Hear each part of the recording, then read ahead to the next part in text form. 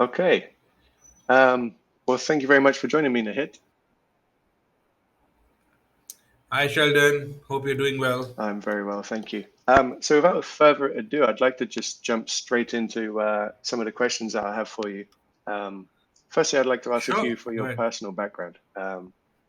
You're, it seems from what I found online, you're quite the financial guru, as well as a passionate writer. So the first question I have for you is mostly, what were you like as a child? Because I can imagine that some of the traits you have now would have stemmed from early childhood. Yeah, so as a child, I was a naughty kid. I was a curious kid and a naughty kid as well. So, with a slight artistic bent of mind as well. Hmm. Was way too much into reading. But the first book which I read as a child was actually, if you remember, there used to be an Anded Blyton series, Okay. which I read through my school library. Yeah. So we had to go through a couple of stories from there. So that was my first reading experience, and then since then, I have always been an avid reader. So that is something which I carry from my childhood. And my parents also pushed me a lot to in terms of pick up reading, pick up studying as well. So yeah, as the weight of academics increased, the reading went slightly lower. But yeah, I have always been a reader. I still own like almost 100 books here in Singapore. So Wow. physical, not just Kindle. I'm more of a physical book Yeah. kind Wow. of a person. So it seems like you've always been in search of something else, in search of more knowledge or better experiences or something. Yeah, I've always engaged in those kind of activities because it was productive use of time, and b it also helps you to implement all of that into your real work time and or when you're studying. So it really helped. And when you're striking a conversation with someone, you also come across a well-read person, which I always liked, to be honest. That people look at me as a well-read guy who has studied and who has been through a lot as well. Yeah. Well, I can tell that. Quick summary of myself from the book. Found it fascinating. It's one of the only books that I can honestly say was a comprehensive guide. So it touched on many different things. Actually, in the run up to this podcast, I found it very hard to come up with questions for you because in the book you had explained so much and answered so much. I had a few questions when I went into it before I read the book, and within the first few chapters, you had answered it. On the back of that, Yeah. you say you were a curious kid, bit naughty. What were you like in school? Did you go through the formal education system? Yeah, so I went through as usual, a typical K-12 education, where you had 2 years of kindergarten and then 12 years of Hmm. school, and then 4 years of college. So yeah, I went through a very typical traditional. Um, I wouldn't say British way because I think the Indian education system was quite inspired from the Britain as the Britain left, as UK left Yeah. India. So it was still kind of we still have and O levels and A levels. Okay. We don't call them O levels and A levels, but we are generally equivalents. Yeah, we do have. I see. So yeah, I've been through that. Yeah, And what was your favorite parts of school? favorite part of school was friends, which I Hmm. still carry with them. Nice. Yeah, I'm still in touch with my kindergarten friends. I'm still in touch with my school friends. I'm even still in touch with my school teachers, professors as well. Wow. Yeah, Yeah, that's interesting. and My first choice for school was always sports, always PE, football mostly. That's a big part of my I was background. more of a library kind of a guy. I was Yeah. more of a library kind I think up until the age of 15, that's when I started to take school seriously. Before that, I was just there for fun, just there for friends, football mostly. From the age of 14, I think we would have probably become friends. I would have spent more time in the library, listening in class. of. Yeah. Brilliant. So now you're working in Shanghai, the financial hub of China. Are you still working in finance? I'm in Singapore. Um, I'm in Sorry. Singapore. Yeah, my Yeah, mistake. I'm In in Singapore. Singapore. Yeah, yeah, yeah, in Singapore. I'm still with finance. I have been in finance for the last 14 years now. So Yeah, I'm still with a company called Standard Chartered Bank, Okay. which is a UK bank. Mm. It's a UK bank, but mainly operates out of Asia. So I work in it I've been in it for almost like last 5 years now. Oh, Before I took a career break of 2 years, yeah. and then before that also I was in Standard Chartered. Ah, okay. So yeah. And where were you before? Prior to Standard Chartered Bank in Singapore, I was in India. I was in a place called Hmm. Delhi, where I was working. I was working as a consultant, um, but that was way too long ago. It was like Mm. 2011. 2011 is when I moved into Singapore. Ah, Before that, okay. all of that. Yeah. And what was the, I'm curious, what was the motivation to move? It's just quite a distance. It's not just across the border. There was the motivation to move was just to go out and explore the world while you still have Yeah. time. Because when I moved to Singapore, I was only 24 or Hmm. 25 to be at Oh, max. Yeah. I celebrated my 25th birthday here in Singapore. oh, So wow. Interesting. yeah, I thought it's good. It might be a good time to go out and see what the world has to offer, and I have been traveling in and around of Singapore as well as went to a couple of global locations to just to for leisure Mm. purposes. So I've been to 23 countries all in all. Wow. Wow. Traveled, yeah, traveled there. Not lived. I think majorly I've lived in Mm. Singapore, but yeah, traveling for 2 weeks, 3 weeks, at max 4 weeks. Wow. Yeah, So so quite, I've been done a couple of yeah, a bit of traveling as yeah. well. Oh, that's brilliant. I love travel myself as well. Something I'd recommend for everyone to do. Yeah. Okay. Well, if you're happy to, I'd jump straight into the book. You have 10 chapters. We've selected just five to speak about. Yes. So as I said before, they're just uh, so dense with information that you could probably spend a whole podcast just on one chapter. Um, these are the ones that we came up with. The first one's gratitude, chapter two. Um, Great that it was so early in Yes. the book. It really sets the tone for the book. That gratitude is one of the Yeah. most important things you can have, regardless of what field or industry you're in, just in life. Exactly. Changes the perspective Yeah. you have. So, one of the first questions, you put quite a few definitions of gratitude. What was your best definition?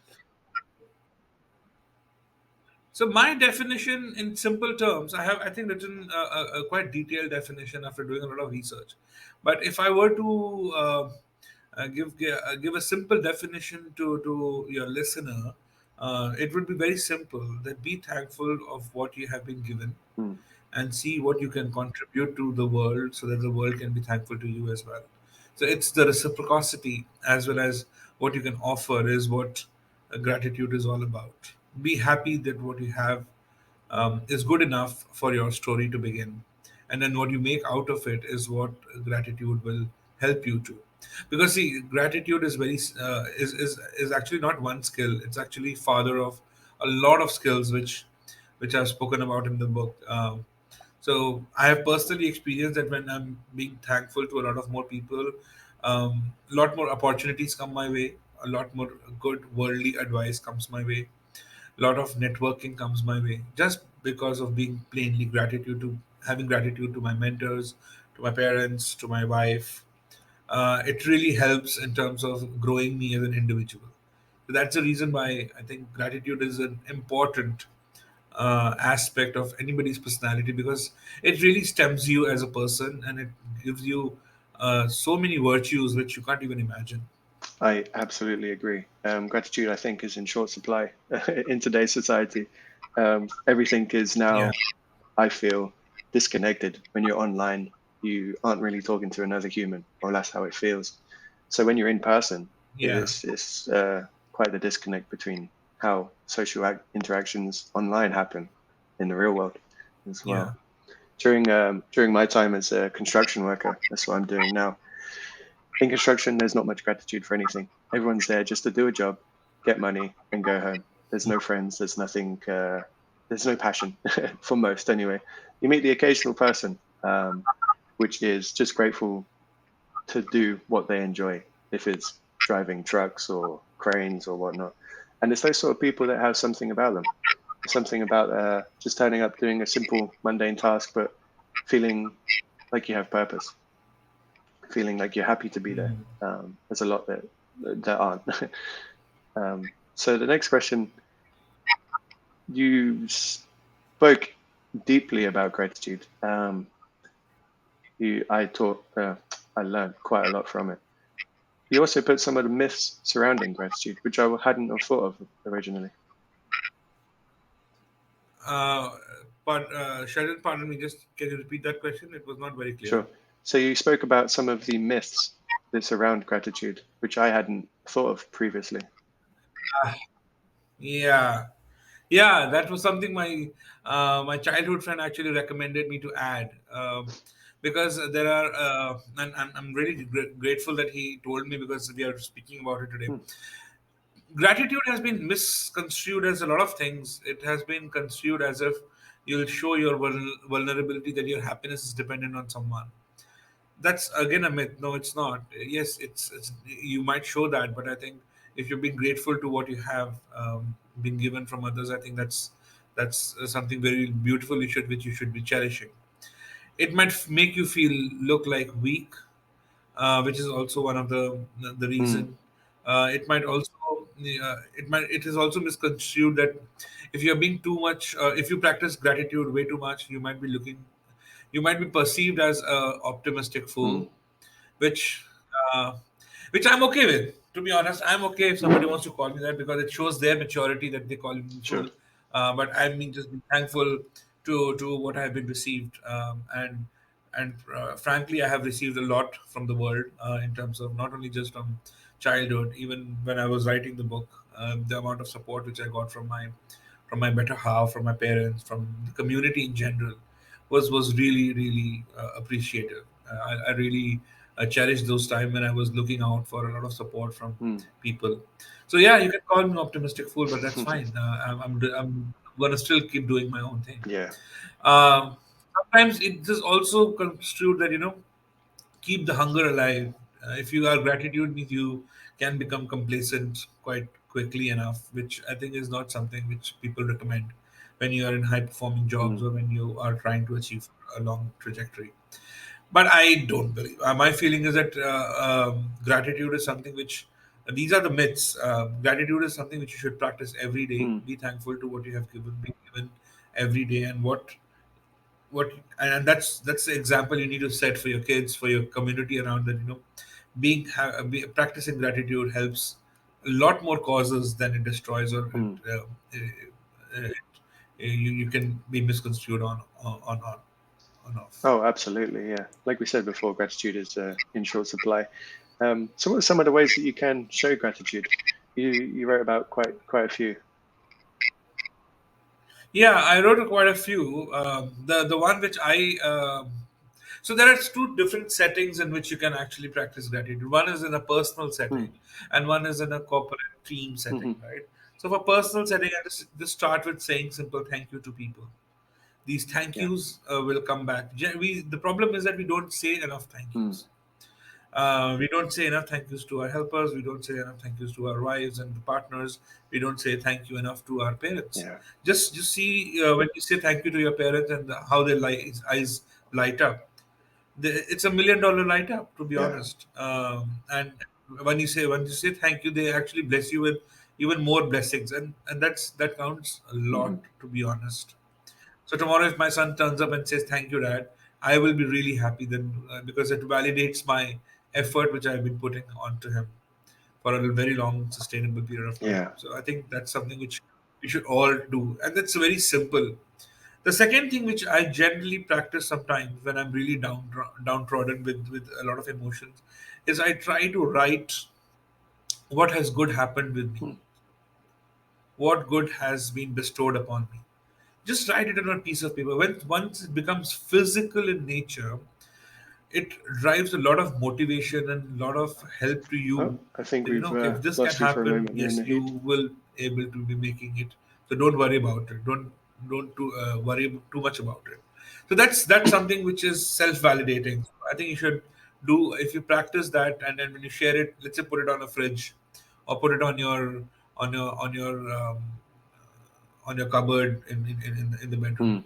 there will be people coming around, and if they read it, they'll also feel happy about it because they will be featuring in it as well, right? Mm. So I think that helps in terms of creating that aura around it. So that's about personal settings. In corporate settings, find a way to uh, genuinely give good jobs. Okay. The use the word good job. If you use the word good job more, and don't use it too much, but use it in an ample amount where it's really a good Mm. job, so that it helps the team motivate that they are doing something which is nice. Um, and also motivate people to use that word with others, so that it needs to start as a ripple. If it is a ripple, then it becomes a pattern in the team, and that not only boosts the morale of people who are working, it also boosts the morale of the entire floor where people are working. um, I like noisy offices, because noisy offices are people where you're trying to do something, Mm. and they're motivated to do something. I I don't like offices which are stunned silence Mm. offices. And there could be places where you'll find stunned silences, and you'll feel like you could even hear a keyboard clicking Yeah. away, a mouse clicking. I have been in those offices, but how quickly you can transform those offices into a noisy office where people are motivated doing things, where there's a lot of activity happening. I think that's where the gratitude comes into picture, and that's where motivation through gratitude comes through the picture in the picture. Yeah, that's very interesting how you split it into personal and corporate. Um, they both kind of come from the same root, but are used slightly different. And Yeah, so my feeling is always that I have always felt that a corporate life or an office life or a work life or even a site life like where you are working, they're all somehow from a principalistic point of view connected to your personal mm, life. If you're happy in personal life and happy in personal space, you'll be happy at your workspace as well, mm, and the vice versa. If you're not happy in the workspace, it will definitely impact your personal space as well. You People say that you can keep your personal life and professional life separate. You really can't. yeah, You Let's not attempt. There will always be lines in between connected, where personal life and professional lives are connected. absolutely. Yeah, I completely agree with that. On the flip side of gratitude, you may have something, one of the barriers that someone might face to gratitude, which would be stress, which is also in your book, chapter 6. Stress for me was Yeah. quite a big topic. As I said before, I don't think I have a favorite chapter, all of them, maybe, because each one speaks to a different area of your life, but so well in the book. And chapter 6, stress for me. Um, the biggest part I took away from that chapter was how we understand stress. That it's not just good and bad types. Um, what's your definition of stress, and how can we understand it? My definition of stress is again very simple, so that everybody can understand and use it. Be it an 8-year-old child, 10-year-old child, Mm, a housewife, a working professional, an old person. When there is a difference between an expectation and a reality, that is what causes stress. mm.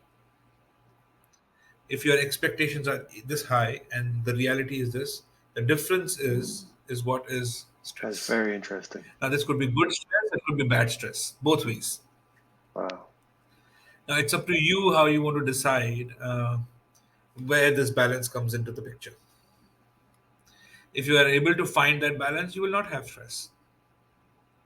See, we humans are the way I have understood over a period of time is that we humans tend to plan a lot of things for ourselves, and we kind of have certain amount of expectations, which is hardwired into our brains. And when you have those expectations, there could be some sort of reality Mm, checks. Like, for example, there could be a possibility where you might be angry at your brother that he has not done something which you expected him to mm, do, or you're angry with your partner that you were expecting something from her or him, and he has not done it or she has not done it. There could be, and that will create a stress. Now it's up to you as an individual, how much do you want to expect and how much do you want to experience it in reality, right.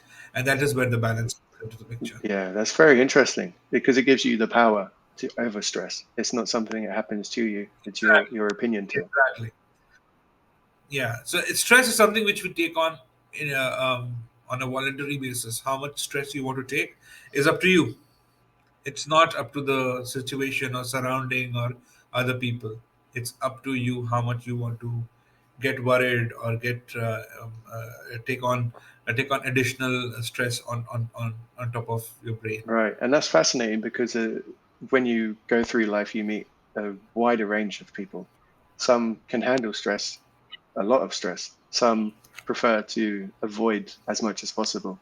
So your lesson here gives the individual the key to handling their own amount of stress. It's not, oh, you should handle more stress. It's what's good for you. It's a holistic approach to it. Exactly. That's what I have felt and experienced over a period of Mm, time. You can worry about little things. You can let them go. It is up to you. How do you classify those little things? yeah. And for the people that are in a high stress job like yourself, how could you then use stress as opposed to running away from it? I don't think you can run away from it. I don't think you have an option Mm, there that you can brush it off under the carpet and deal with it later. That's a different yeah. story. But I don't think you can run away. You have to stress as a guest in your house that you have to deal with. Ah, Either you feed it or you let him go. mm, Both are your options. Now, in terms of handling stress, so what I have done in my book, and that's what I feel, there are two types of stress which we have. One is called EU stress, which is a very good type of stress which motivates you to do mm, things. Fine. And there's something called distress, which is a bad type of stress, which increases your blood pressure, increases your sugar levels, and etc. Now, again, this comes to the individual, how much of good stress and bad stress you want to take. Like my dad used to say that I was doing an event which was leading a team of 150 people in school in college, and I spoke to him and he told me I'm very stressed out because I'm leading doing this.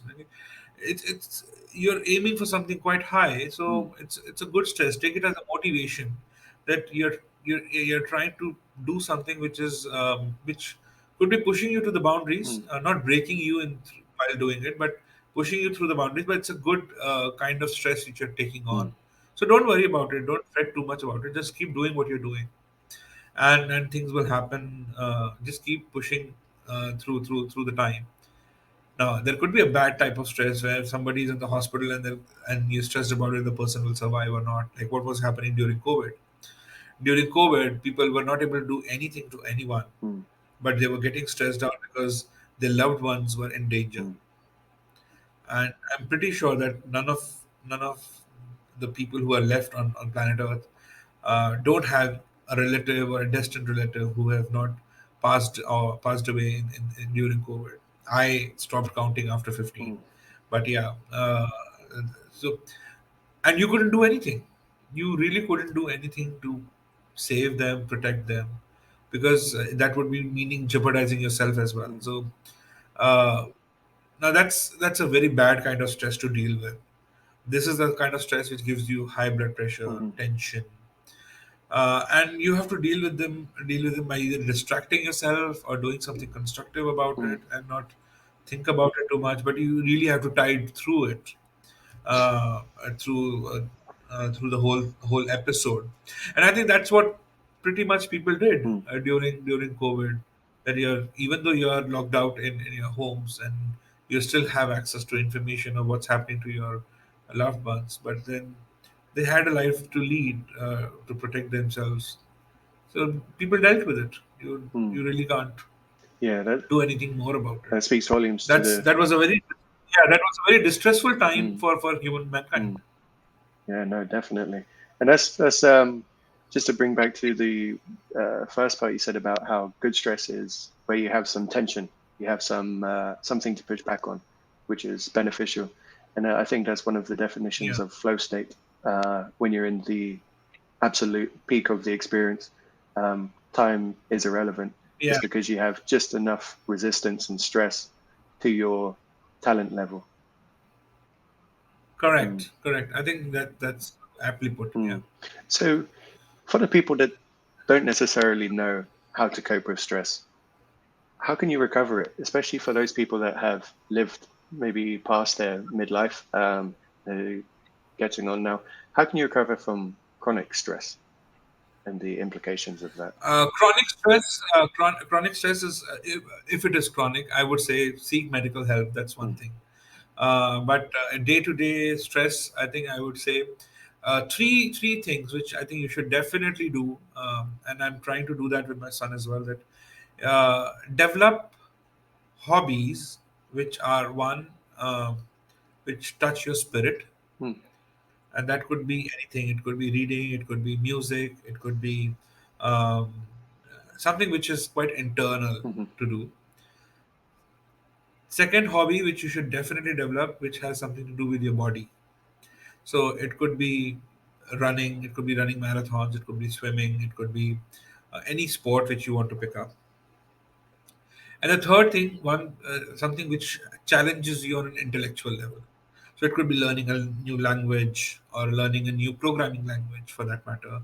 So these three, once you have these three in place, it will help you to seek comfort and take a distractive mode from your stress and get onto these hobbies of yours, which will help you cope your brain using a completely different brain center of the brain, which will help you to cope up with the stress. mm, And then when you come back to the same situation, like for example, if you're facing a lot of work pressure, and it's a negative work pressure because your boss is not a good person, or maybe your team is giving you added on pressure because you're new there.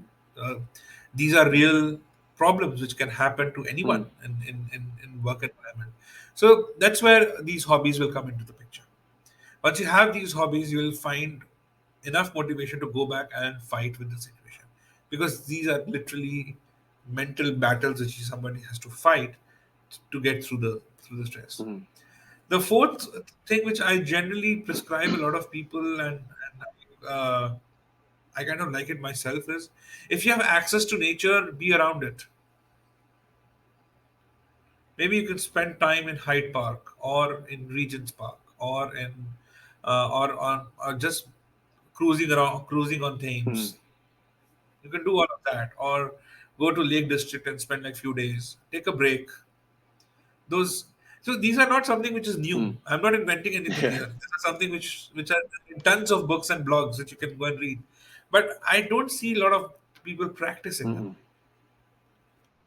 And if you practice them, because I have practiced this myself, and when you practice them, it really helps you to not only fight the situation, it also brings on people who are completely a different set of people who you will be experiencing life with. mm, So, for example, I'm doing something after writing the book. I'm doing something in the movie world with some of the players. Now it's a completely different world from finance mm, world. Now it's a very completely stark difference in between both of them, and that's uh, I like the switch on and switch mhm, off. Like I switch off the finance and put on the creative mm, guy, and then become the creative guy.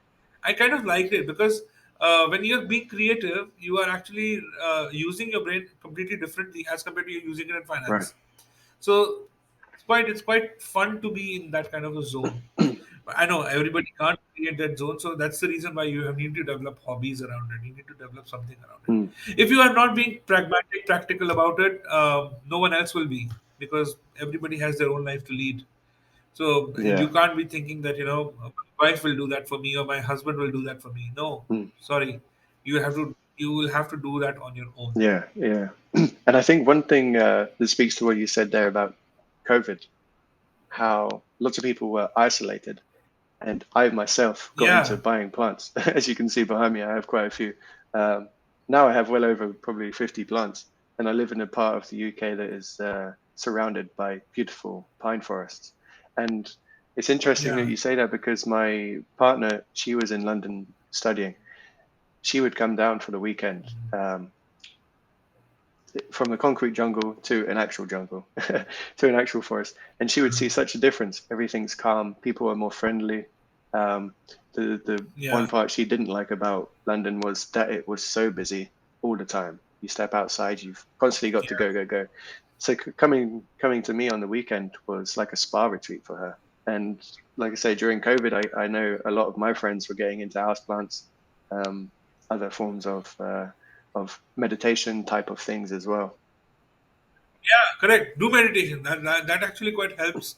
It calms you down. Mm. Uh, Personally, I do meditate, but I find reading more meditative than anything else. Oh yeah, So yeah, yeah, so I love reading. That's the reason why I pick up books. Just go ahead and read yeah, it. yeah. No, that's brilliant. And I guess from meditation we can get into spiritual intelligence, which is the next chapter, chapter 7. And the story you said and expertly crafted in the book about how you came on the path of spiritual journey. Do you mind just telling our listeners how you came to it? Yeah, so being Indian and being spiritual is something which go hand in hand, and that's the upbringing I had as well as when I was a kid. And I think the story is about my grandfather, and he was trying to uh, teach me Srimad Bhagavad Gita. Now, Bhagavad Gita is a book which is a very important book in Hinduism. It tells you about how you're supposed to lead life, how are you supposed to solve problems, and if you are in a dilemma, how do you want to solve your dilemma. But when he was making me study it, I was only 14 or 15, and at the 14, 15, you don't have a lot of life experience. I studied with him, I did the whole book with him, but then I don't think I understood a lot.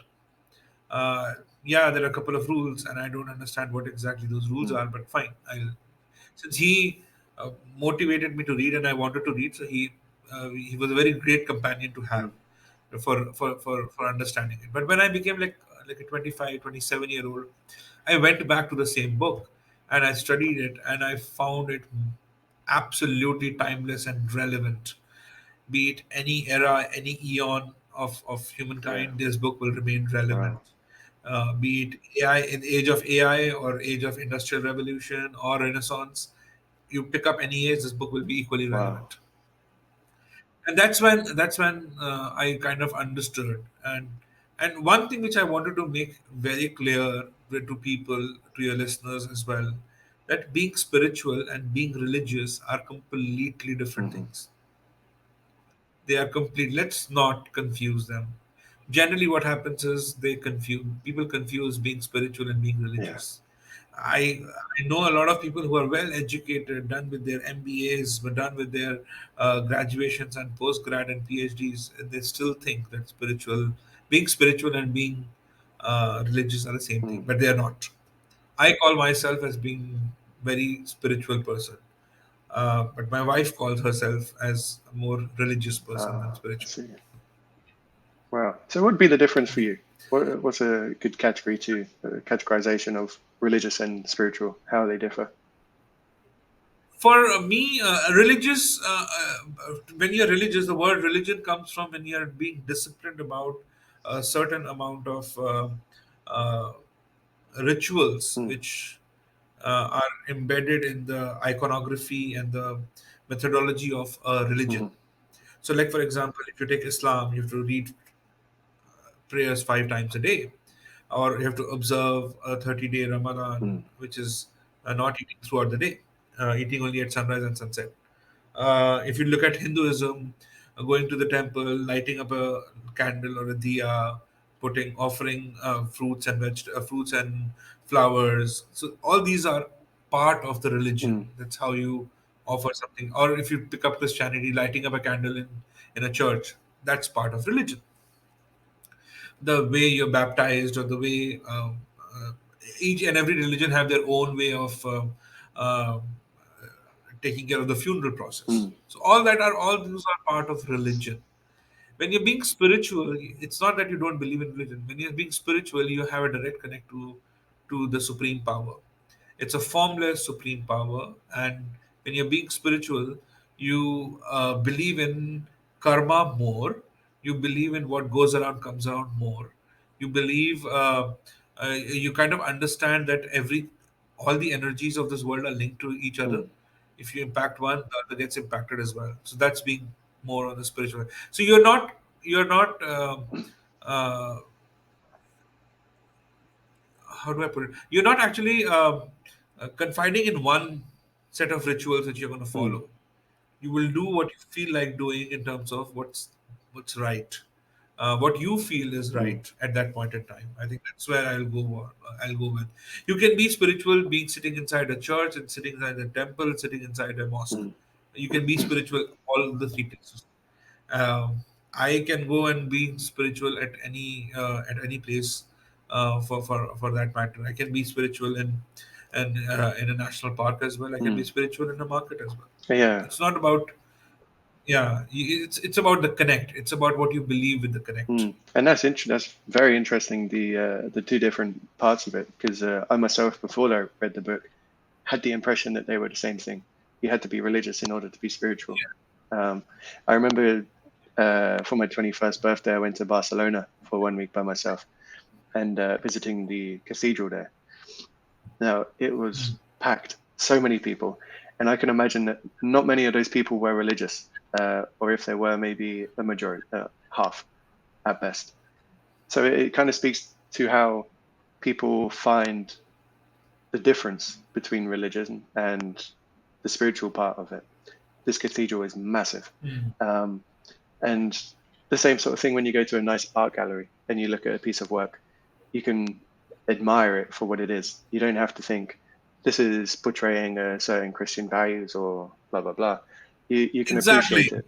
Yeah, exactly, exactly. yeah, You can have your own interpretation about it, right. and you won't be held responsible for having an interpretation about Yeah, it, yeah. as long as it's not very clear. If you've drawn a flower, yes, it's a flower, I know Mm, that, but what the flower represents and those kind of, but yeah, I completely understand where you're coming from.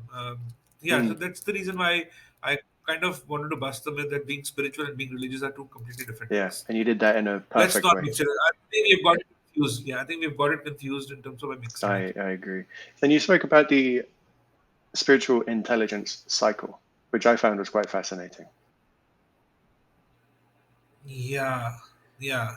So Spiritual intelligence. yeah, so it helped us to at least me reading it. I could kind of use it for success. I could use it for happiness and use it for joy.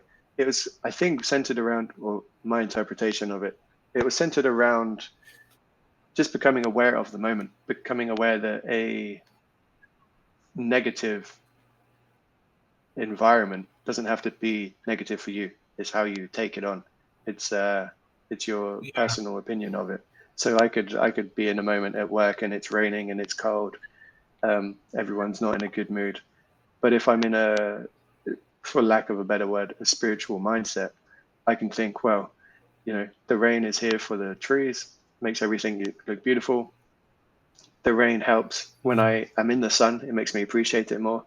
It was this kind of holistic approach to life, and then you could take that into your personal career, your hobbies, your corporate career, these sort of things. That was my take on it. it's exactly. I think you've just summarized it in a very nice gist.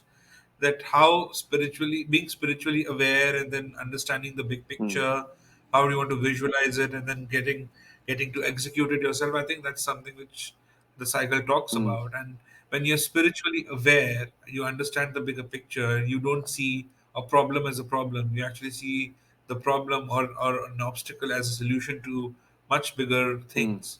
And that's where the spiritual intelligence comes into the mm, picture. And that is where I would believe. And to be honest, a lot of people are not talking about it. I think spiritual intelligence is something which we should definitely ingrain, not only just in our schools while we are teaching kids. It should be ingrained in various corporations as mm, well, because if you make spiritually intelligent softwares or applications, that will help humanity to do a lot more things more productively as compared to what they're doing now. absolutely agree. Yeah. The next big chapter I found was failure. Now, I knew briefly about the Abraham Lincoln story. I didn't quite realize it was Okay. that phenomenal. How he managed to go through so much, which I personally, I don't know if I could have handled the amount of trials and tribulations he went through. And yet he managed to use that to his advantage. And then you also talk about the Jack Ma story. who is a modern day rags to riches. Don't suppose you could tell us, because in the book you write so poetically, could tell us about one of their stories? Okay, so regarding Jack Ma's story, I came when I was writing this chapter, I came across one of the Jack Ma's interviews where he talked about the personal failures he had and how did he use those failures to move forward, not only in life but also as a person.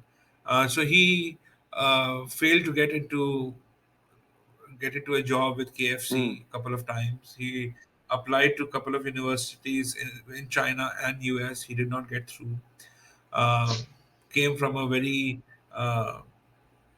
poor background, financially poor background, and then he got into uh, a teaching college where teachers are being taught for education industry, and that's when he went to the mm, US to experience computer as a product and brought it to China, and that's where the whole Alibaba story starts. The beauty of the story is fine. He did what he had to do, and to land up to become one of the biggest e-commerce company in the world. Um what I picked up from that story was that, in spite of so many obstacles he faced during his time, if I were to face those problems, I would have probably not been able to push that mm, forward. I think it was his internal motivation to manage his day to day failures and convert them into energy and then take it forward for, like a sales guy. mm. Like people who do door to door sales, uh, first door they knock, maybe somebody doesn't buy. 10 doors, nobody has bought anything. You still muster the courage to go to the 11th door. Uh, that is what I think Jack Ma's story tells you about. After even 10 to 12 big amount of failures, he could still go on to become what he became. Yeah, that And is. that's what I think we should learn from Mm, him. Uh, because people say in retrospect, you can say he did, but when you're actually going through it, you can get inspired from such episodes. If he can do it, I'm not saying you go and build the largest e-commerce company or platform in the mm, world, but do something right. worthwhile with your Yeah, failures. no, absolutely.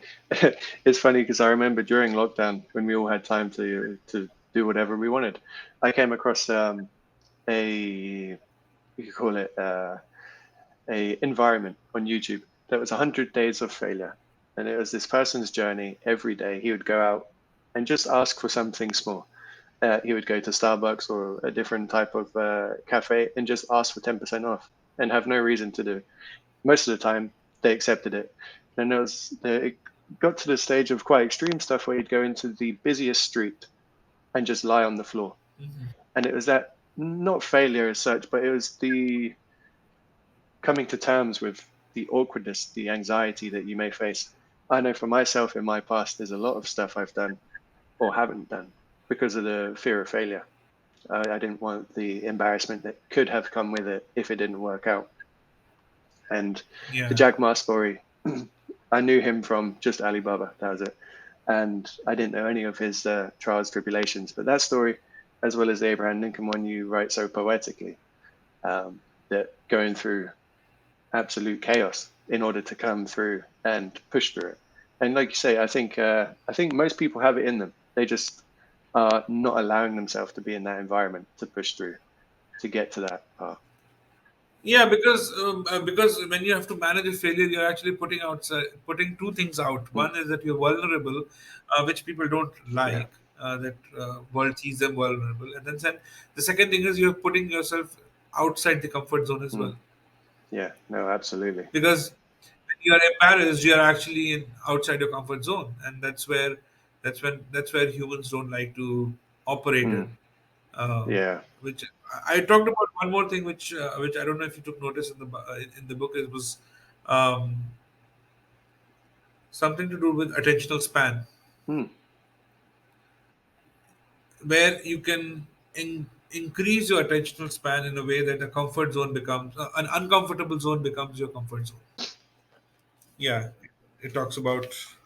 how you can increase your attentional space so that you can do a lot more with the given amount of space we have in our Mm, brains. So what it basically tells you is that in our brain there is a region which deals with day-to-day tasks.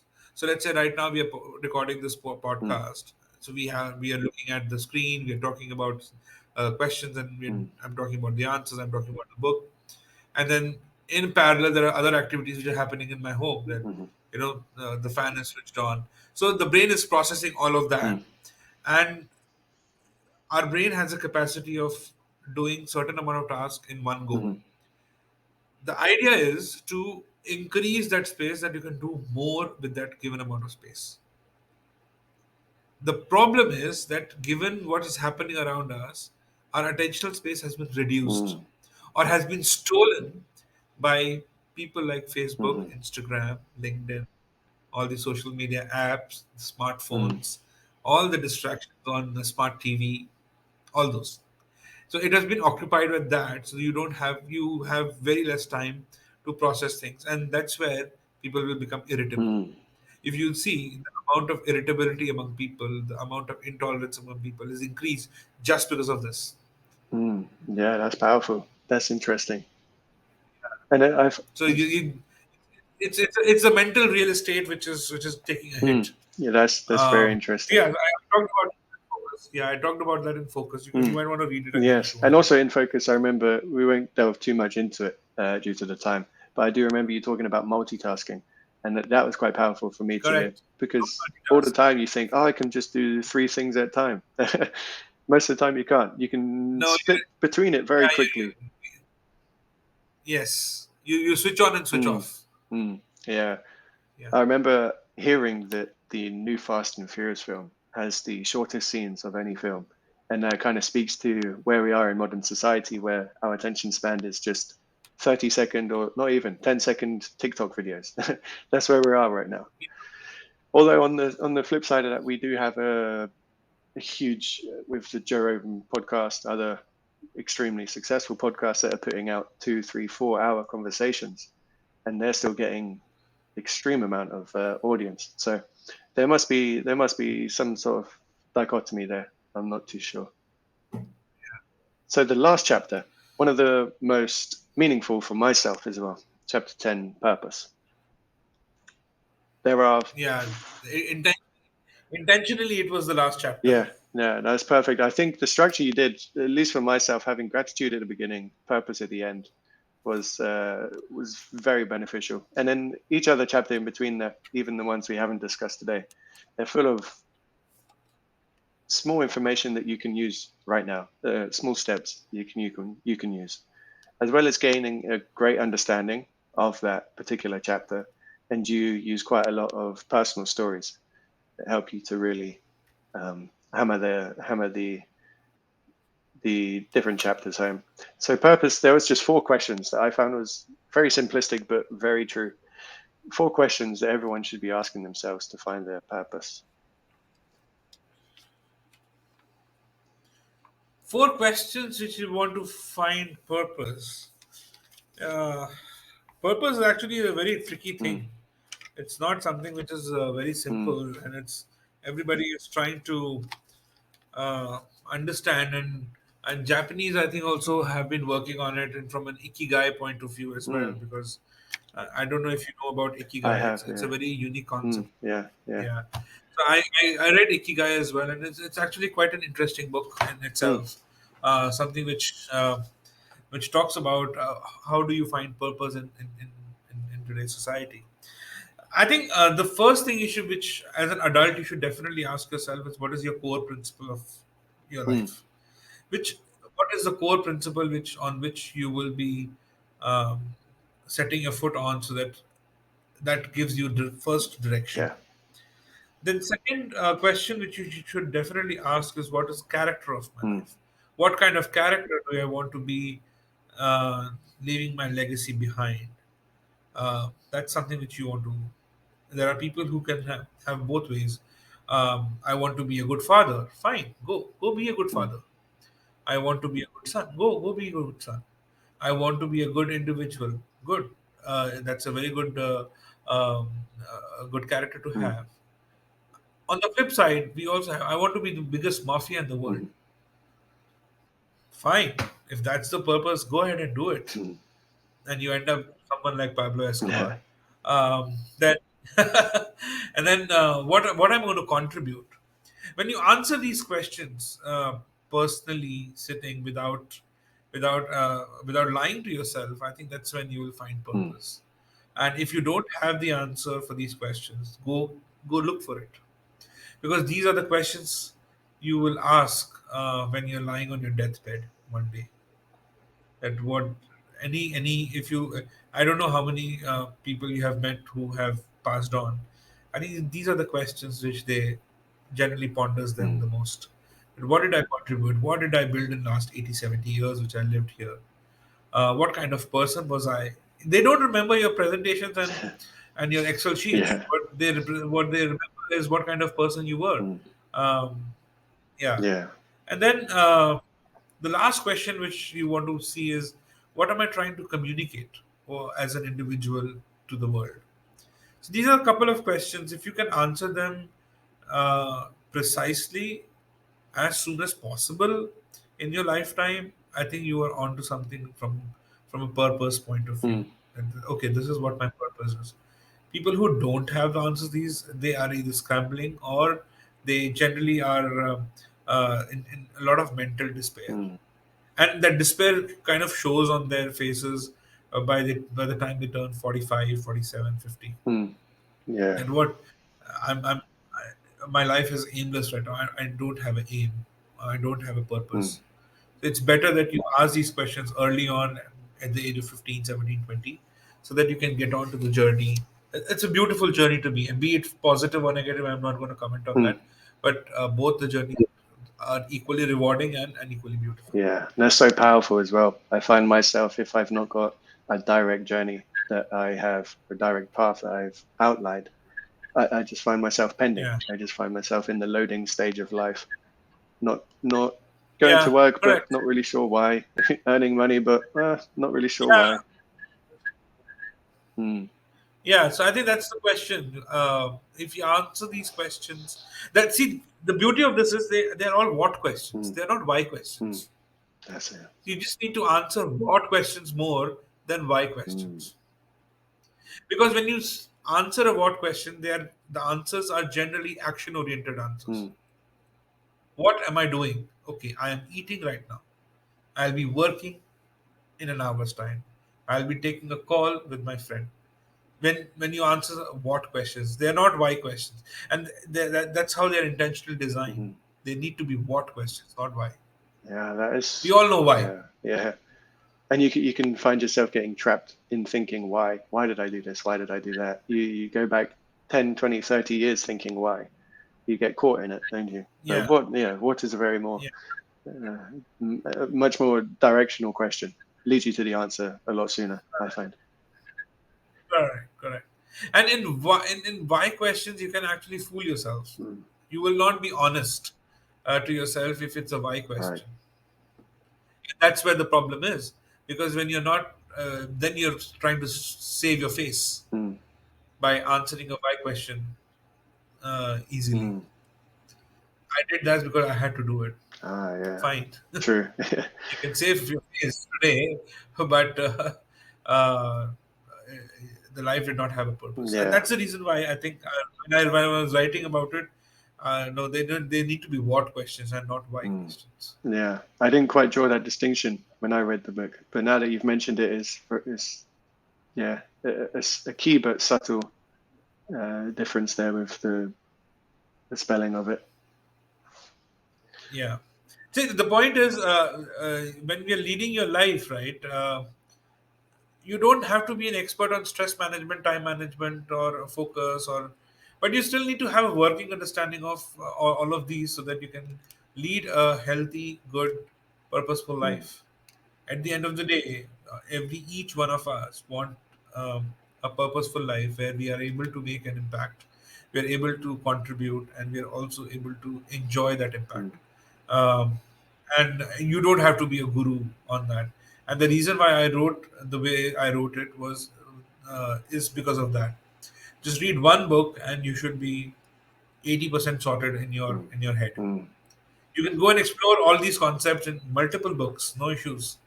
But go and read them. You can read 500 pages on focus and still not have focus. That's very true. That is very true. And if there is one book that everyone should read, it's definitely yours. What School Doesn't Teach You. Nahit Mohan, thank you very much Yeah. for joining me. If people want to catch up with the work you're doing, where can they find you?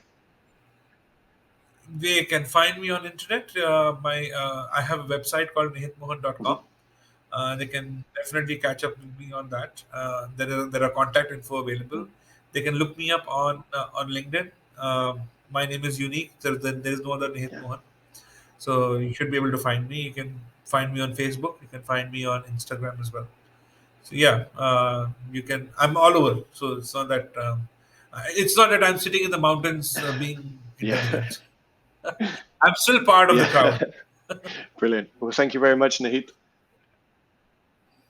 Thank you, man.